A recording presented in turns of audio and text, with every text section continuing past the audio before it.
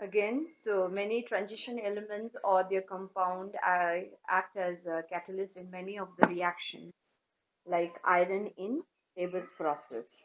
Preparation of ammonia from nitrogen and hydrogen. Okay, and catalyst used here is iron. Timali parekai cha. Yeah, so iron, it's a transition element. So your transition element act as catalyst in many reactions. अर्को छ तिमीहरूको oxidation of sulfur dioxide. This is sulfur dioxide. When it get oxidized, right, it will oxidize to sulfur trioxide, and in the presence of catalyst vanadium pentaoxide. Okay, so जति पनि तिमीहरूको most of the catalystहरू छ, either they are your transition elements or their compound. Now what is the reason for the metal to show catalytic property? So there are two reasons. So one we have already discussed. They show variable oxidation state. Okay, so yeah, हामीले पढेकै छ. So transition element have a tendency to show variable oxidation state, and reason we have already discussed. त्यहाँदेखि अर्को छ तिमीहरूको, so they have again ability to form complexes. Last class में discuss गर्यो. They form complexes as because they have very high charge, small size, right? So because of these two reasons, okay, so they show variable because they can show variable oxidation state, and they have the ability to form complexes. Because of these two reasons, so this transition elements or their compound act as a catalyst. Now next, just say some more examples. So iron catalyzes the reaction of iodide and persulfate ions. Okay. Now eta ke huncha? So now this reaction is carried out in two steps. So in first step, जुन चाहिँ catalyst छ तिम्रो iron 3. Okay. So it will oxidize your iodide to iodine. First step मा के गर्छ? Iodide लाई iodine मा convert गरिदिन्छ Fe ले. Okay, oxidize गरिदियो. So it will get reduced Fe plus 2 मा. Then second step मा के हुन्छ भन्दाखेरि, now it will reduce thiosulfate ion or sulfate. Okay, र यहाँ reduce गर्दा, so it will change to now Fe plus 3, and this one will get reduced to sulfate ion. So here catalyst भनेको के हो? So catalyst is any substances which is added to the reaction in order to increase the rate of reaction or alter the rate of reaction, but self will not undergo any changes, right? So तिम्रो start भएको थियो Fe3 change भयो बिचमा, but at the end again you will get back your Fe plus 3. So the next again your interstitial compound. Interstitial compound, you know, interstitial sites, right? So interstitial site भनेको के? It's a spaces created during packing of your constituent particles. यो जुन चाहिँ site छ सानो, so these is the interstitial site. Now interstitial compound मा के हुन्छ भन्दाखेरि तिम्रो small atoms like hydrogen, carbon, nitrogen, okay, boron. So this will get trapped inside the interstitial sites of crystal lattice. जस्तै यहाँ interstitial site छ, so यहाँ तिम्रो carbon या hydrogen हरु के हुन्छ तिमीहरुको trap हुन्छ. And the compound which you are going to get at the end is what called interstitial compound. Now interstitial compound ko ke properties are? They are non-stoichiometric. So what is non-stoichiometry? So the formula, okay, the formula indicate the ratio of the atoms present will not be exactly equal to the ratio as indicated by their formula. Just say titanium hydride. So titanium hydride ko actually what is the ratio? 1:1 हो. Okay, but यता के देखाउँदैछ ratio 1:1.7. So this is what we call non-stoichiometric compound. Okay, so interstitial compounds जति छ, they are non-stoichiometric. They are neither typically ionic nor covalent. ठिकै छ? And this compound are hard. So some borides so they approach hardness diamond ko hardness त्यहाँसम्म पुग्छ. Then they are chemically inert, they are metallic conductor, they have high melting point than those of pure metal. Okay, So pure metal भन्दा यिनीहरुको melting point high हुन्छ. So some examples are manganese nitride, titanium carbide, so this so iron hydride, okay, your titanium hydride. So these are the interstitial compound. Now next, so your interstitial compound अघि जति पनि formula मा तिमीले देख्यौ, what were there? Manganese, then iron, then titanium. So all these are what? Transition elements. भन्नुको मतलब के हो? Transition elements ले के गर्छ? They form interstitial compound. So many transition element are known to form interstitial compound. And तिमीलाई सोध्छ why? So it is the reason is in crystal lattice, okay, transition element मा के हुन्छ? तिम्रो interstitial vacant space हुन्छ, where small atoms like carbon, boron, nitrogen, hydrogen के हुन्छ? Trap हुन्छ.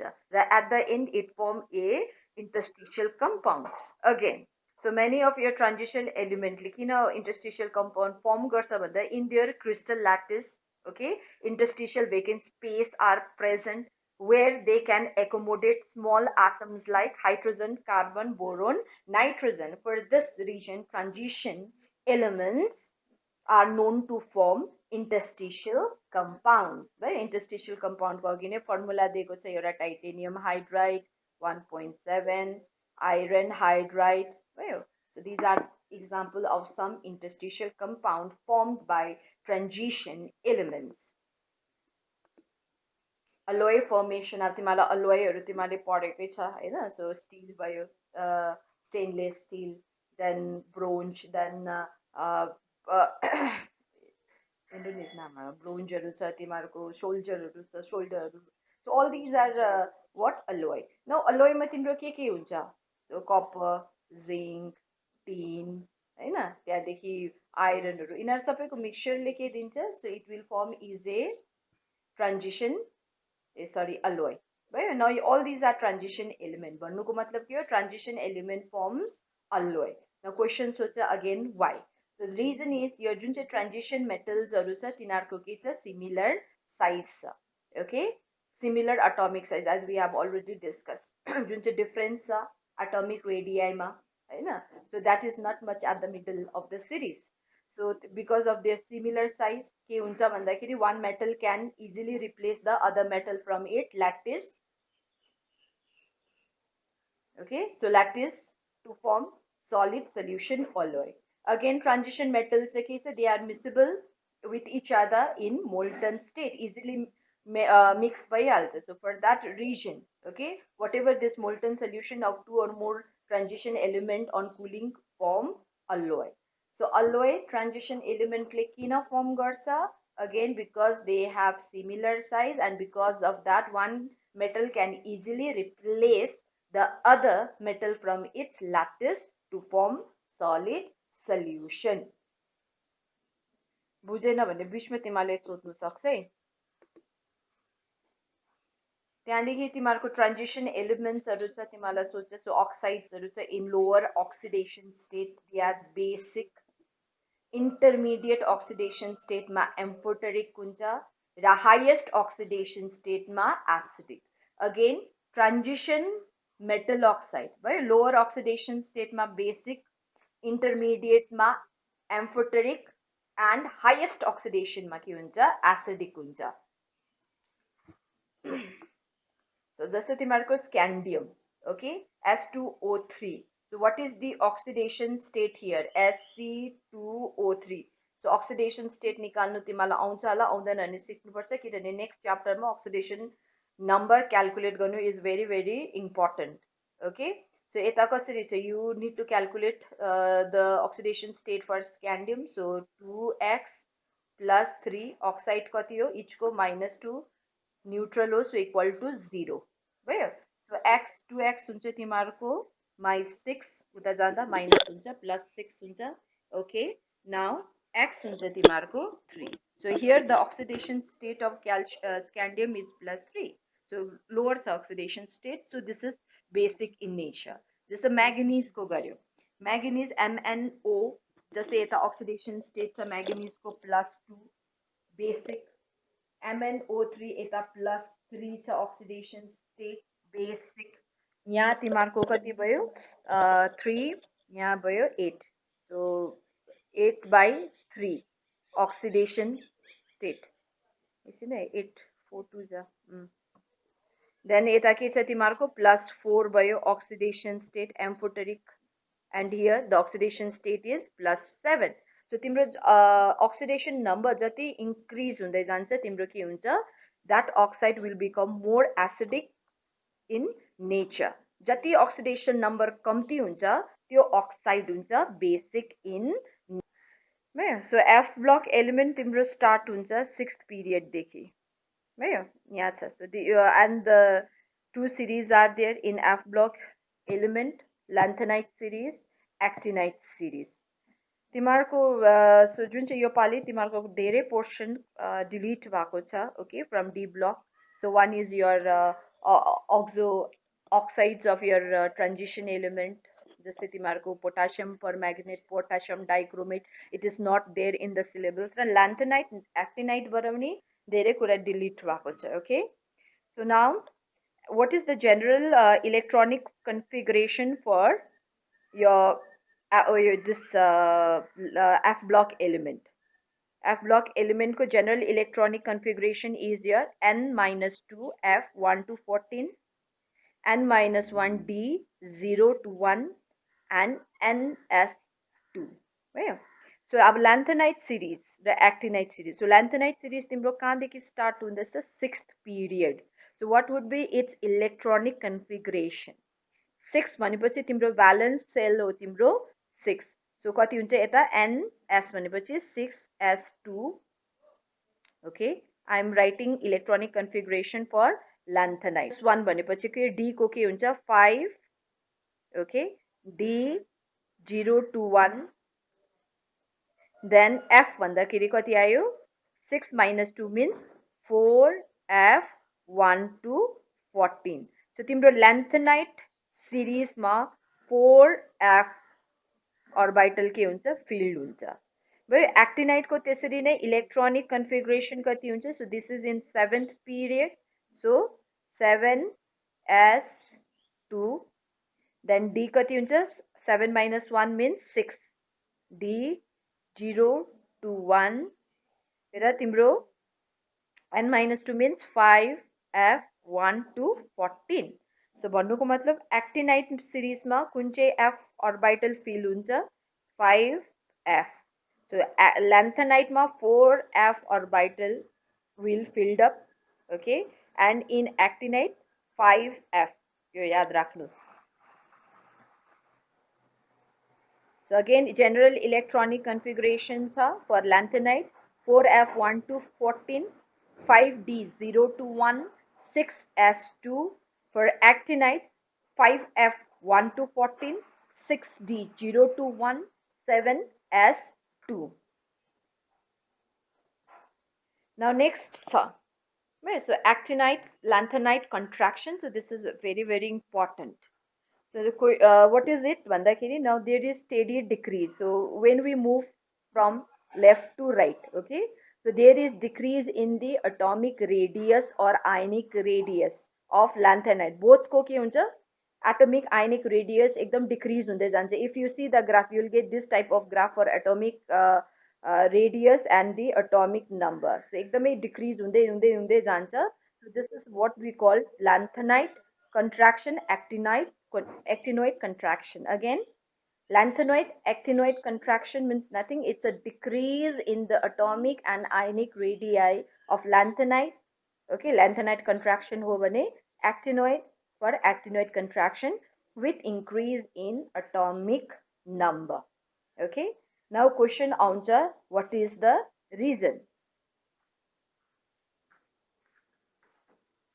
बुझ्दैछ होला बुझेन भने you can let me know so reason के छ भन्दाखेरि F block element मा जस्तै lanthanide मा तिम्रो केमा electron fill हुन्छ last electron enters your 4F orbitals okay now 4F मैले last time I've told you screening effect को बारेमा the screening effect जस्तो there is decrease in the atomic radius for transition elements also किन भनेर because the screening effect of okay so तिम्रो S P र D यस्तो छ so D को पोर छ screening effect so because of that so every time when electron enters okay effective nuclear charge increases and because of that तिमीहरूको के हुन्छ size decrease हुन्छ भनेको थिए now again if you compare the screening effect okay so F को poor छ एकदमै it the screening effect of F is very poor because of its diffused shape so त्यसले गर्दा के हुन्छ अब यहाँ के हुन्छ भन्दा this is your nucleus first shell second third fourth fifth sixth है लास्ट इलेक्ट्रोन तिम्रो 6 मा हुन्छ यहाँ तिम्रो 6 इलेक्ट्रोन 6 शेल मा हुन्छ so this is your penultimate यो 5 को penultimate हो र त्यसको इनर शेल लाई के भन्छ एन्टी पेनअल्टिमेट शेल हुन्छ र तिम्रो यहाँ तिम्रो इलेक्ट्रोन फिल हुन्छ now so again so every time तिम्रो इलेक्ट्रोन के गर्छ with increase in atomic number तिम्रो इलेक्ट्रोन फिल हुन्छ 4f मा okay and we know the screening effect of 4f right so 4f को एकदमै कम्ती छ सो तिम्रो के हुन्छ यता 4f मा तिम्रो इलेक्ट्रोन फिल हुँदैछ हैन so at the same time भित्र के गर्दैछ न्यूक्लियर चार्ज पनि इन्क्रिज हुँदैछ so because of the poor shielding effect of this 4f यसले राम्ररी स्क्रिन गर्नु सक्दैन between the attraction of your nucleus and the valence so त्यसले गर्दाखेरि because of the poor shielding effect okay so तिम्रो proton को number यता increase हुन्छ with increase in the atomic number so त्यसले गर्दाखेरि effective again in this case also effective nuclear charge increases so त्यसले गर्दाखेरि चाहिँ attraction between the two increases and the sides will decrease shrink हुँदै जान्छ okay so again because of the poor shielding effect of 4f किनभने every time तिम्रो electron fill हुँदैछ 4f मा okay and effective nuclear charge increases and because of that your size decreases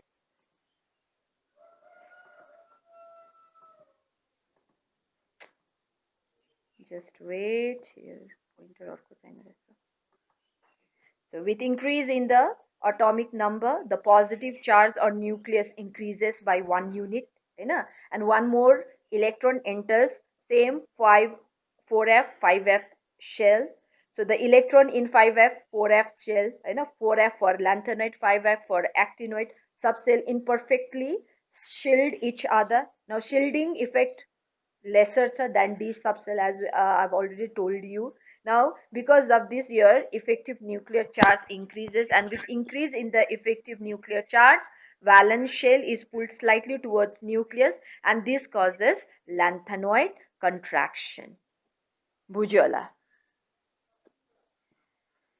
okay बुझ्यो हैन so lanthanoid contraction so is there so what is lanthanoid contraction so it is your decrease in the atomic ionic radius with increase in the atomic number for lanthanide actinoid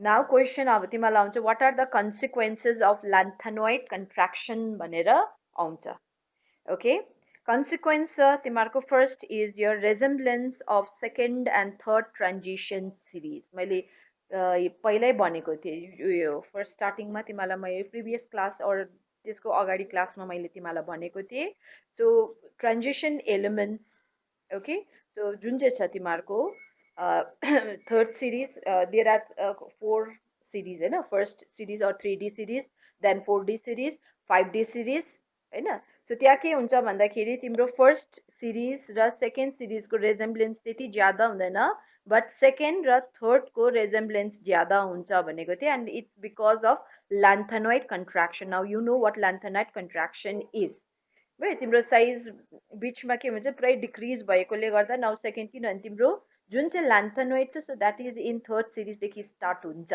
so त्यसले गर्दाखेरि जुन चाहिँ साइजहरू चाहिँ almost same बनाइदिन्छ second र थर्डकोले गर्दा एन्ड बिकज अफ द्याट तिनीहरूको properties either physical property chemical प्रपर्टीमा पनि धेरै के हुन्छ सिमिल्यारिटिज आउँछ okay now as a result of lanthanide contraction elements of second third transition series resemble each other more than the elements of first second transition series तिमीलाई question आउँछ so first र second transition series second and third transition series why they have similar atomic size, or why they have similar chemical physical properties. But the reason is because of due to lanthanoid contraction. है यहाँ same हो जस्तै जुन चाहिँ तिनीहरूको properties छ, so तिनीहरूको radius छ, so it's there is very small difference हैन. So त्यसले गर्दाखेरि चाहिँ तिनीहरूको chemical property quite similar हुन्छ, and because of this reason it is very difficult to separate. तिनीहरूको basicity difference. So lanthanoid contraction ले गर्दा what happen is your basic strength decreases from lanthanum to lutetium hydroxide. मैले element तिमीलाई introduce गराएन साँच्चै को छ भनेर. Okay, so when you move across the group, what happen is तिम्रो जुन चाहिँ basic strength छ decrease हुँदै जान्छ भनेपछि lanthanum hydroxide को सबसे बेसी हुन्छ र lutetium hydroxide को सबसे कम्ती हुन्छ. Question किन? Again answer why भन्दाखेरि the reason is due to lanthanoid contraction. Now lanthanoid contraction ले के गर्छ? जुन चाहिँ lanthanoid size सानो सानो हुँदै जान्छ. Okay, so जुन चाहिँ छ तिमीहरूको lanthanoid को +3 oxidation state यो cation हैन, so यसको size सानो सानो हुँदै जान्छ, and because of that तिम्रो cation को size जति बेसी हुन्छ polarizing effect त्यति बेसी हुन्छ, and because of that तिम्रो bond त्यति नै covalent हुँदै जान्छ. Again तिम्रो cation को size जति सानो हुन्छ its polarizing effect त्यति नै बेसी हुन्छ according to Fajion's rule. Number of time we have discussed this. Okay, and because of the increase in the polarizing effect, bond become more and more covalent, so it's very difficult to break covalent bond than the ionic. So त्यसले गर्दाखेरि easily OH के हुँदैन, release हुँदैन, and because of that your basic strength के हुँदै जान्छ, decrease हुँदै जान्छ. So there are three consequences of lanthanoid contraction. Number one, resemblance of your second and third transition series. Similarity among lanthanoids. Similarity, okay. Then last छ तिमीहरूको basicity difference. तिम्रो basic strength के हुँदै जान्छ, decrease हुँदै जान्छ. Sorry, यो जुन चाहिँ similarity in lanthanoid को कुरा गरेँ ल, मैले अलिकति 3D गरेँ. So यता के हुन्छ, because of small change in lanthanoid तिनीहरूको properties different हुन्छ र lanthanoid को mixture it's difficult to separate in pure state. Now next lanthanoid and actinoid contraction मा कुन चाहिँ basic contraction हुन्छ from element to element, and the answer is actinoid contraction. किन भन्दाखेरि lanthanoid मा 4f मा electron field हुन्छ, actinoid मा 5f मा electron field हुन्छ, and the shielding effect of 4f is greater than 5f. भन्नुको मतलब 5f को shielding effect कम्ती हुन्छ than 4f, and जति कम्ती shielding effect हुन्छ त्यति नै बेसी nuclear charge हुन्छ, and because of that के हुन्छ तिमीहरूको जुन चाहिँ contraction पनि बेसी हुन्छ. So in actinoid 5f orbitals are filled, so which have more poor shielding effect than 4f in lanthanoid. Thus effective nuclear charge experienced by electrons is much more than experienced by the lanthanoid. So hence the size contraction in actinoid is greater as compared to that of actinoid. ठीक है sir, बुझ्दैछ? सोधे बिचमा तिमीहरू.